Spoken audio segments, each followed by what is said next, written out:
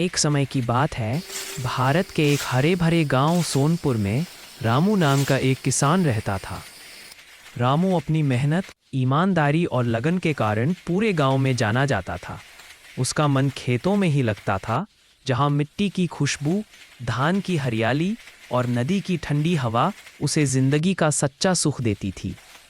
उसके पिता भी किसान थे और उनसे ही रामू ने सीखा था कि खेत सिर्फ जमीन का टुकड़ा नहीं, बल्कि किसान की आत्मा होता है। रामू के पास बहुत बड़ी जमीन नहीं थी, बस 5 बीघा खेत था, लेकिन वह उसी को अपना राजपाट मानता था।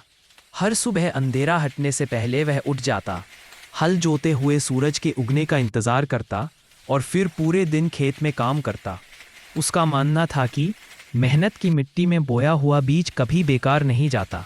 एक साल आया बड़ा सूखा, लेकिन उस साल कुछ ऐसा हुआ जिसकी किसी ने कल्पना भी नहीं की थी। गर्मी असामान्य रूप से बढ़ गई और आसमान में बादल तो आते थे, लेकिन बरसते नहीं थे। गांव वाले उम्मीद बनाए रखते थे कि अगले सप्ताह बारिश जरूर होगी, लेकिन हफ्ते बीतते गए और जमीन फटने लगी। खेत जैसे प्यास से तड़पते हुए चिल्ला रहे हो, कुओं का पानी भी ना।